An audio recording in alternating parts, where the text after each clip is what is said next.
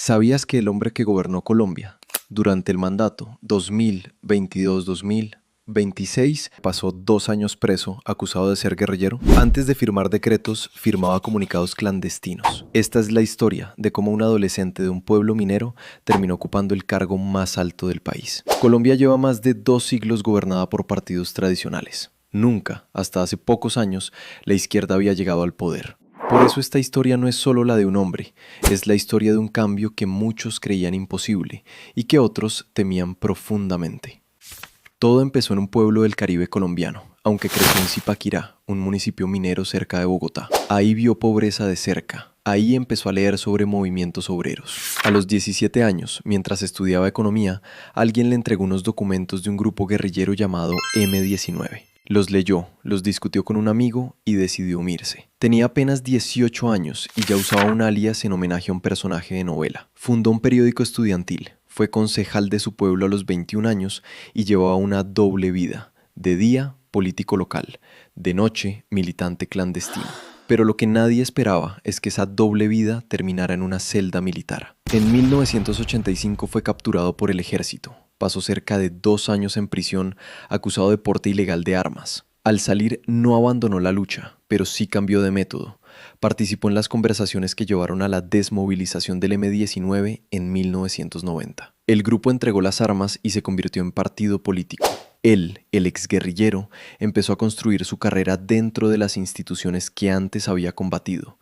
Cámara de Representantes, Senado, denuncias sobre vínculos entre políticos y grupos armados ilegales. Se ganó fama de incómodo, de fiscalizador implacable. Pero lo que nadie esperaba es que ese mismo estilo confrontacional lo llevaría, años después, a gobernar la capital del país. En 2012 llegó a la alcaldía de Bogotá con un proyecto llamado Bogotá Humana. Prometió reducir la desigualdad, proteger el medio ambiente y defender lo público. Su gestión dejó cifras que hoy se citan en ambos sentidos.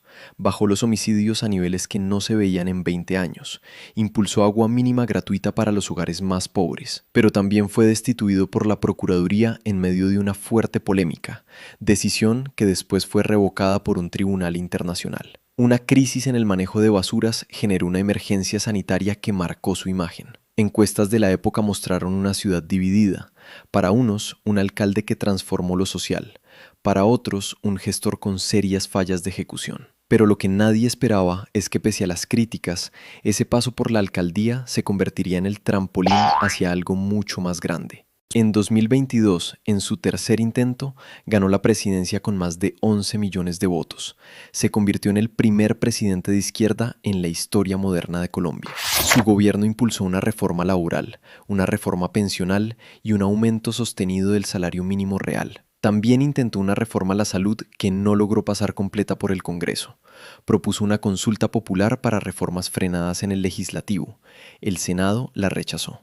Durante su mandato, su popularidad osciló como una montaña rusa. Picos de aceptación cercanos al 70% al inicio, caídas hasta más del 60% de desaprobación en momentos de tensión, y una recuperación parcial hacia el final, con encuestas que lo ubicaron cerca del 50% de respaldo. Unos destacan la reducción de la pobreza y las reformas sociales aprobadas. Otros señalan la polarización, la inseguridad en varias ciudades y el choque permanente con medios e instituciones. Pero lo que nadie esperaba es que un país tan dividido pudiera sostener, durante 4 años completos, a un gobierno que generó reacciones tan opuestas. Al terminar su mandato, las encuestas mostraban algo insólito para Colombia, un empate casi perfecto entre quienes aprobaban su gestión y quienes la reprobaban. ¿Tú qué crees que pesa más en su legado, lo que prometió o lo que realmente cumplió? Cuéntamelo en los comentarios y si te gustó esta historia, dale like y suscríbete para el próximo capítulo.